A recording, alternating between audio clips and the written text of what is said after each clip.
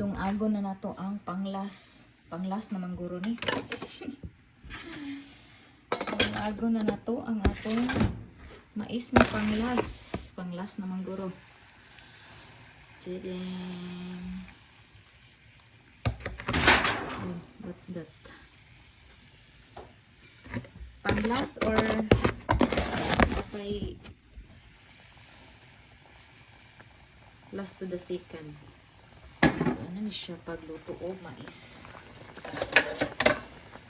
O pa ni ang mais nga kuan pa katong paglarga na ko, pagbalik na ko diri sa Japan. O pa ni siya. Uy! Sakto na ni. Kay murag ni buto-buto na. So, napatay panglas. Di budget ba?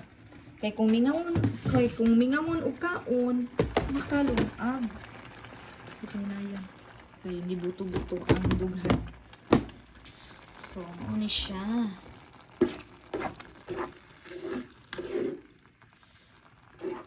Ang atong mais nga bugas. Napagitang tayo na habilin. Mga kuan. Kung sa ko nibalik.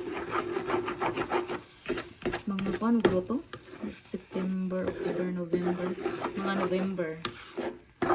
So, kani siya, wag din ako siya gilungag. Kay, once mingawon ko o bugas nga mais, makalungag ko. Diba? Ano na siya. So, baska akong pagkalungag karon to hinayan pa yun nato kay basin dukot. Pero mas lami ang dukot. Lami gid siya.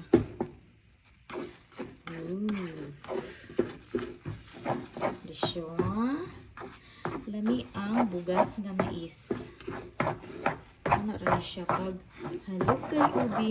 Nya lami kay ni siya kung mudukot. Nilargo og baska uy.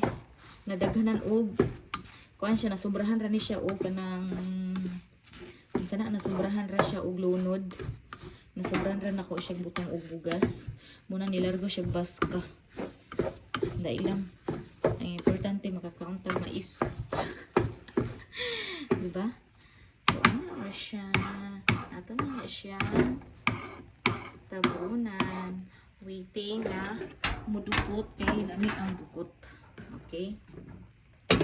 Kada ko sad sa abi na kog mauni ang kuan. Dara di ang tabun.